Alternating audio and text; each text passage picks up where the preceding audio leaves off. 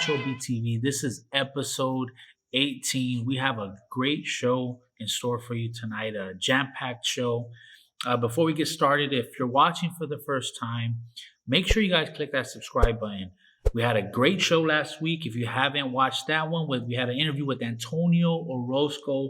He had some breaking news. So if you haven't tuned in and watched that episode, make sure you guys go check that out. And also, too, something new that we added a couple weeks ago, House of Boxing TV on Instagram. Go follow us on Instagram.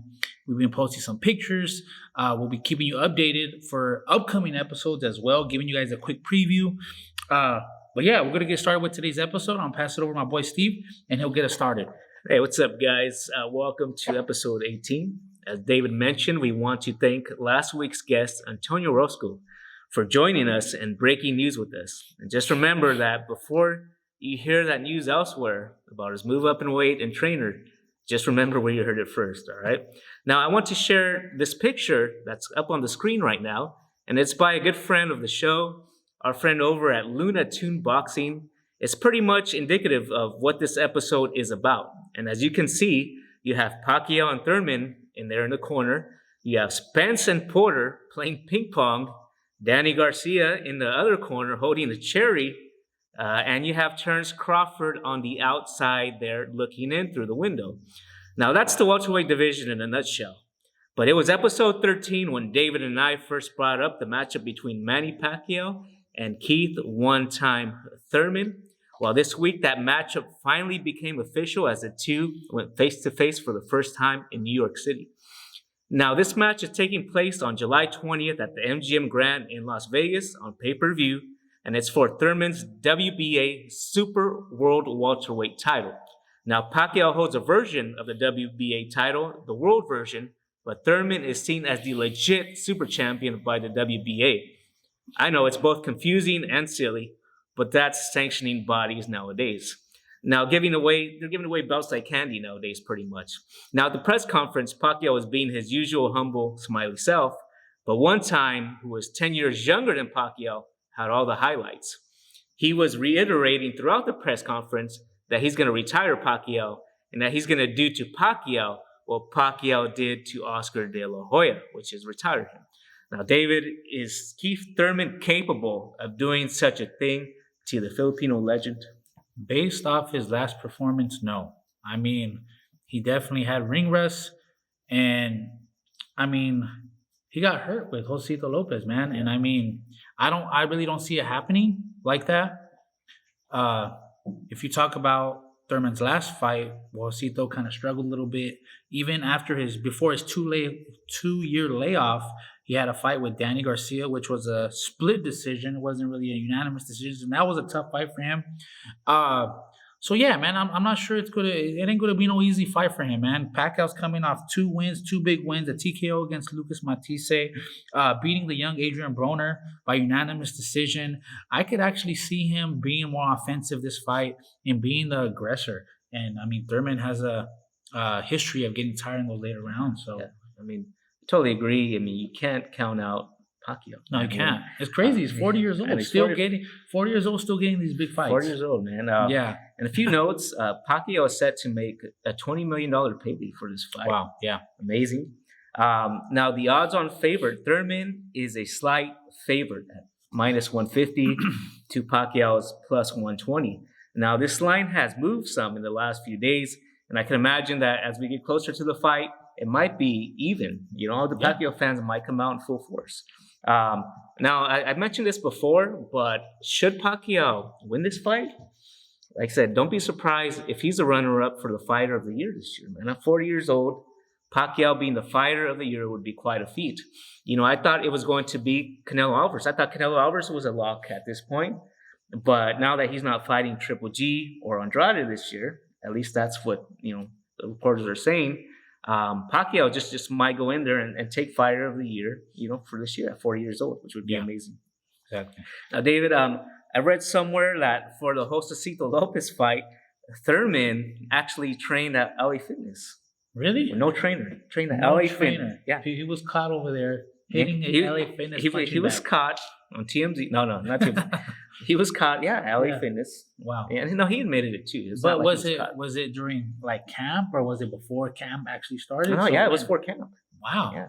So I mean, Never I don't know knew why he didn't call you up. He could have trained here at the HOB, right? Right. You know.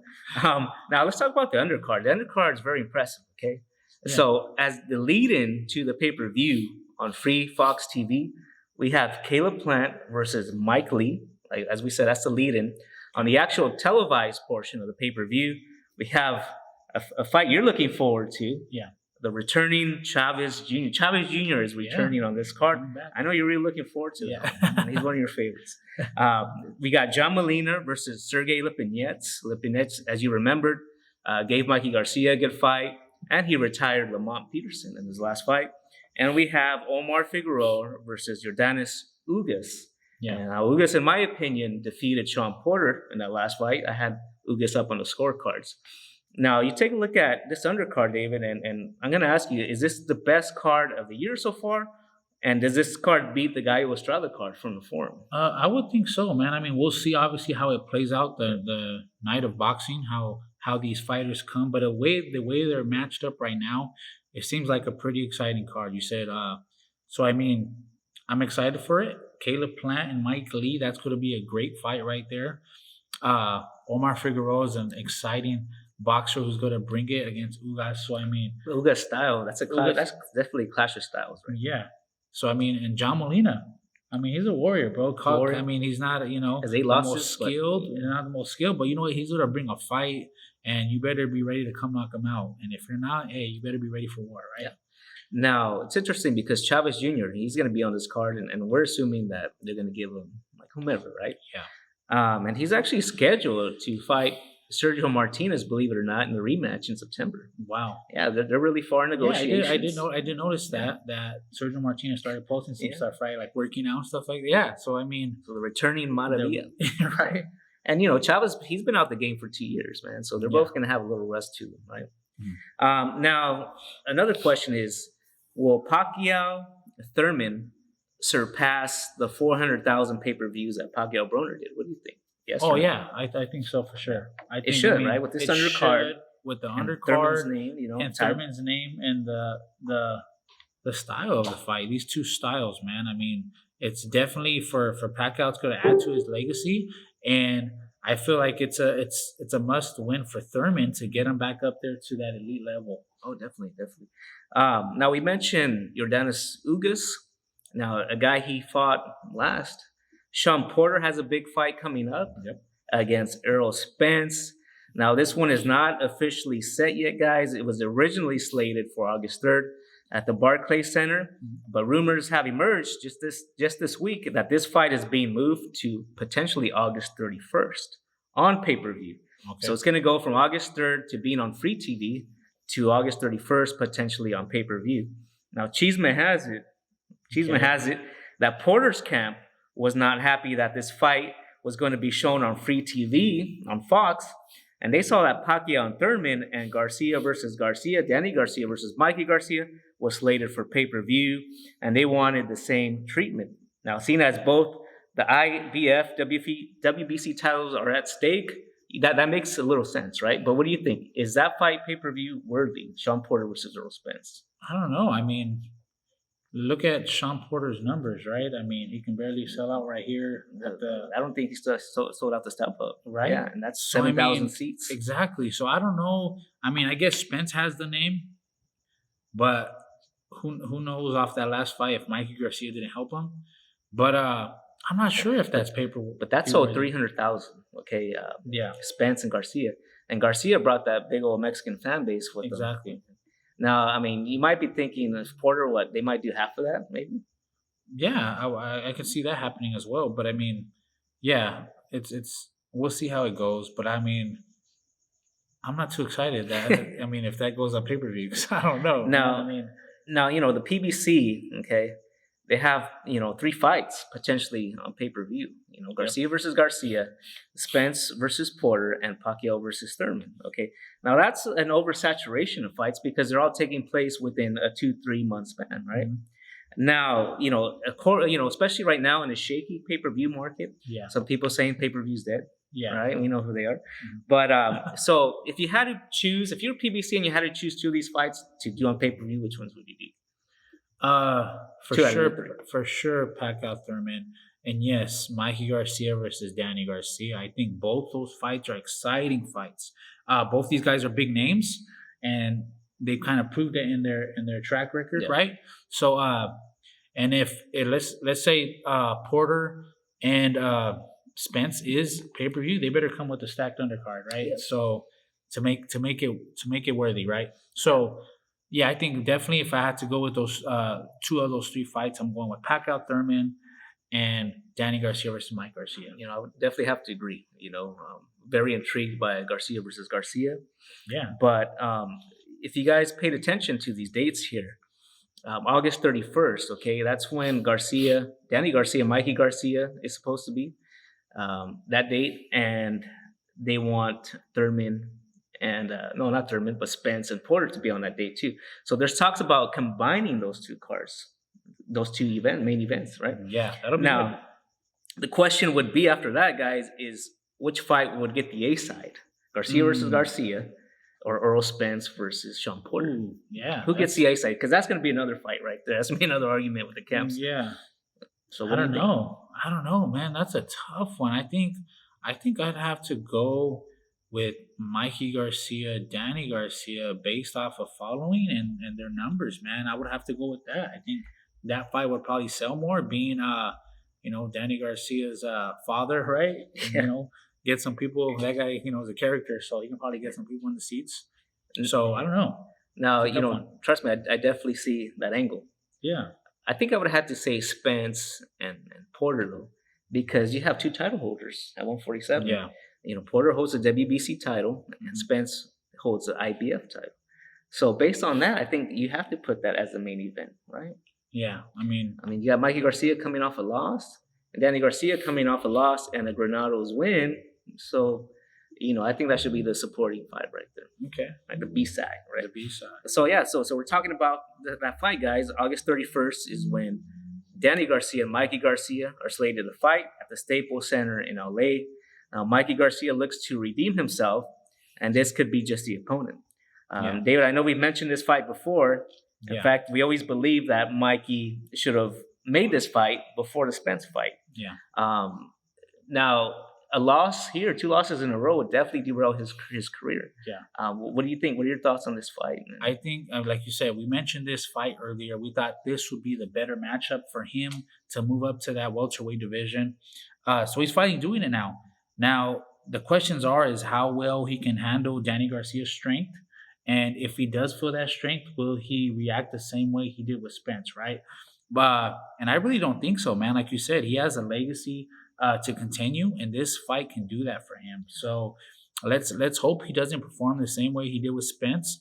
And I don't think he will, man. I could see him outboxing, and I could see him taking Danny Garcia's power better.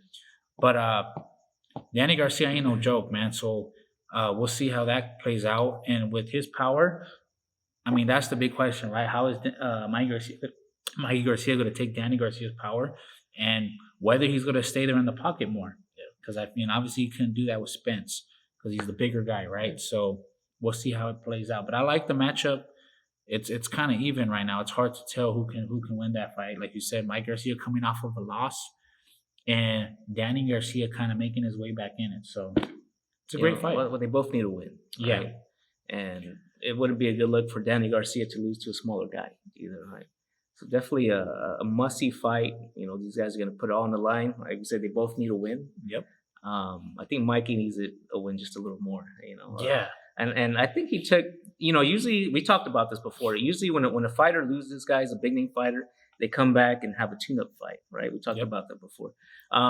Mikey Garcia's coming for 2 strong opponents back to back. Yeah. And I think, his feelings were maybe a little embarrassed, or his pride took a little hit. Maybe a little disappointed. So he felt he had to come back strong, and props to him, man, for taking this tough fight. Yeah. Again, nothing is official yet, guys, but we're trending towards that direction.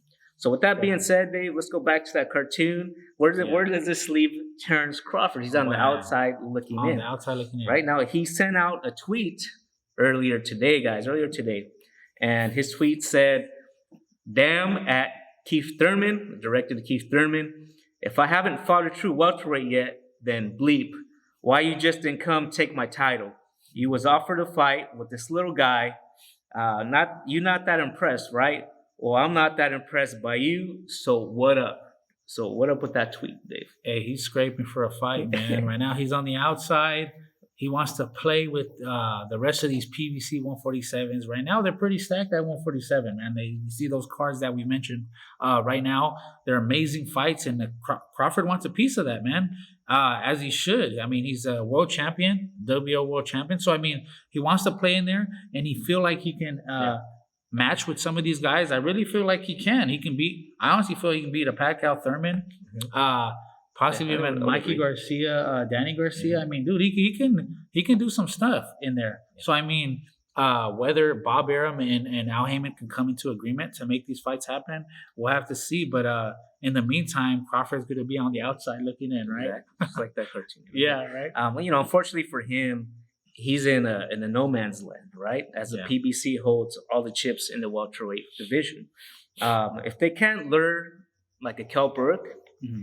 Because that's really the only feasible name I could think of for Terence Crawford, right? Mm-hmm. That's a name out there. Yeah. And I really see him fighting top ranks welterweight, the Mean Machine Kalvakakis, who's 21-0, 17 KOs, and really that's an in-house fight. It would be very easy to make, and where else are they going to go?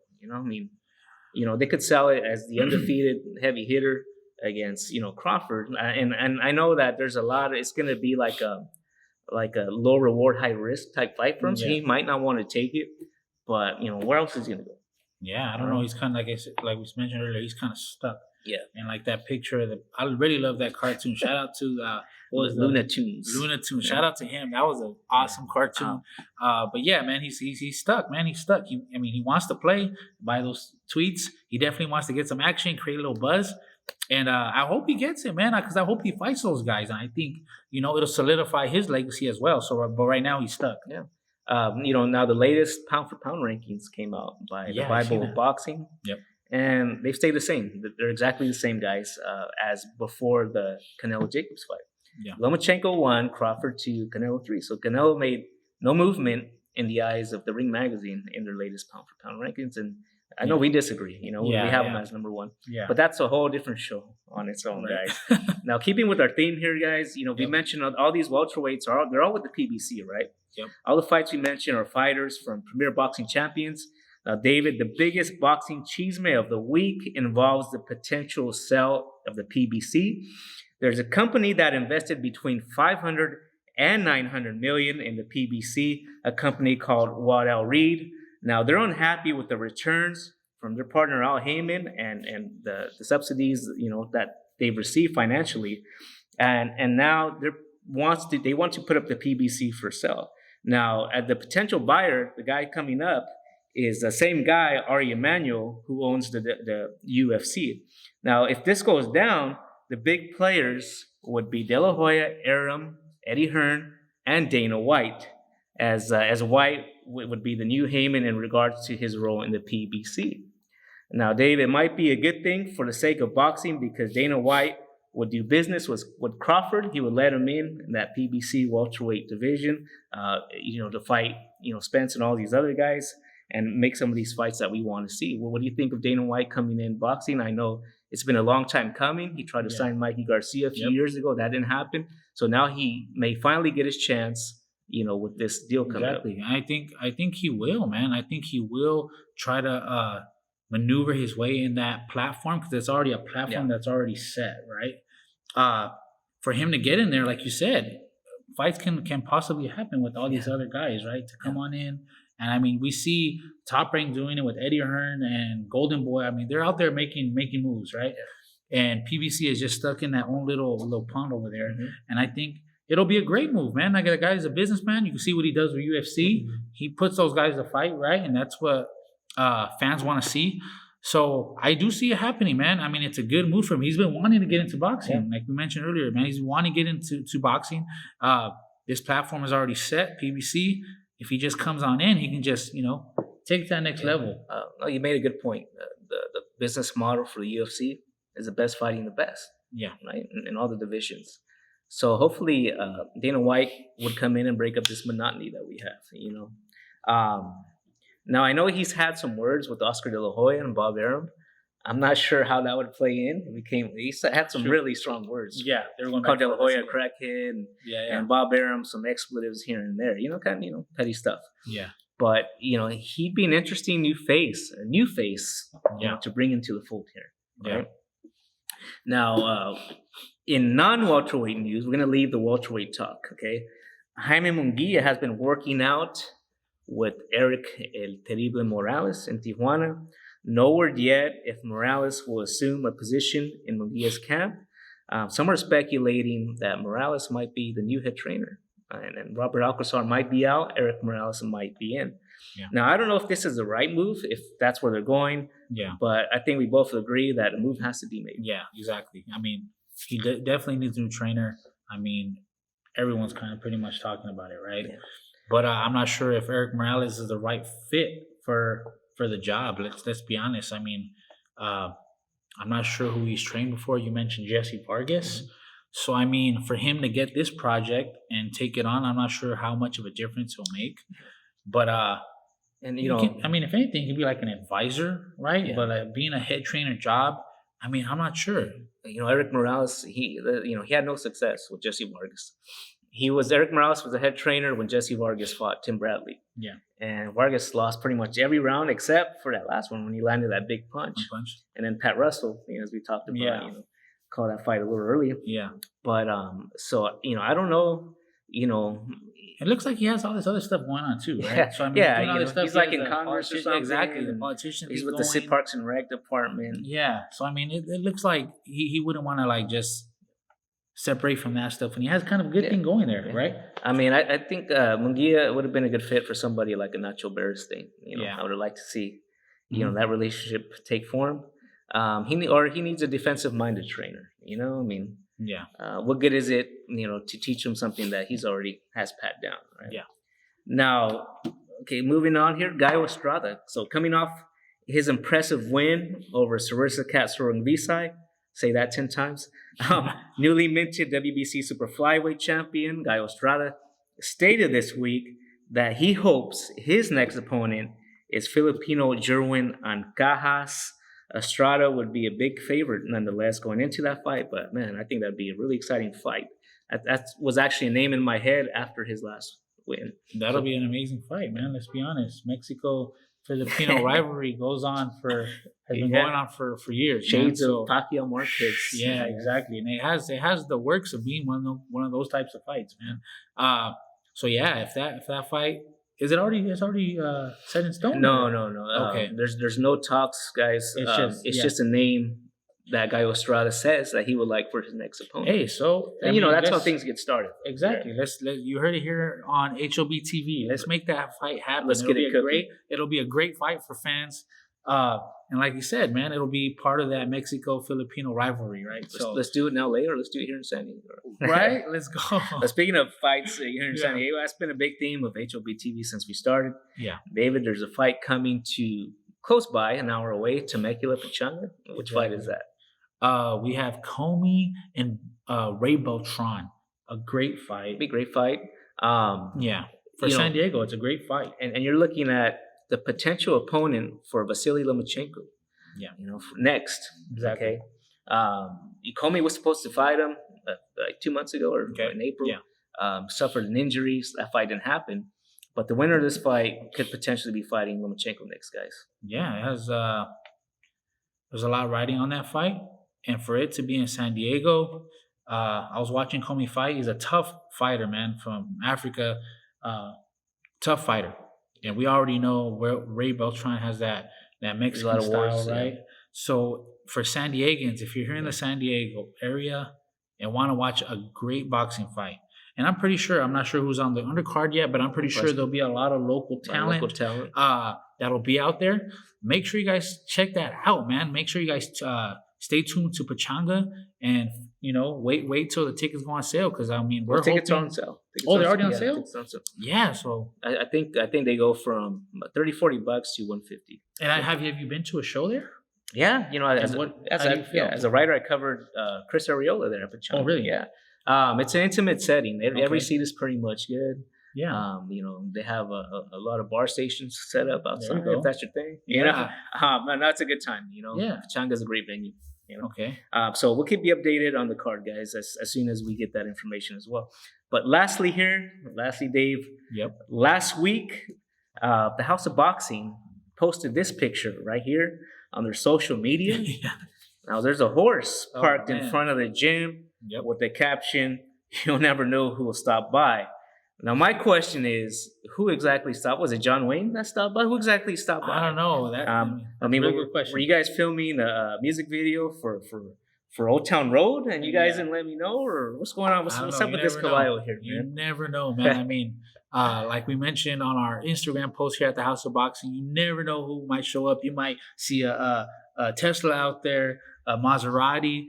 That day, Might see- you saw a horse. You might see a Challenger out there, Right. Yeah, right.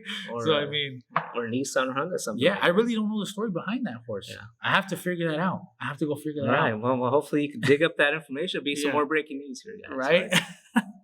Hey, so thank you guys for tuning on in. Like we mentioned earlier, make sure you guys subscribe to our YouTube channel. We hope you guys enjoyed tonight's show. Thank you guys again for watching. We'll see you guys next week. Thanks, guys.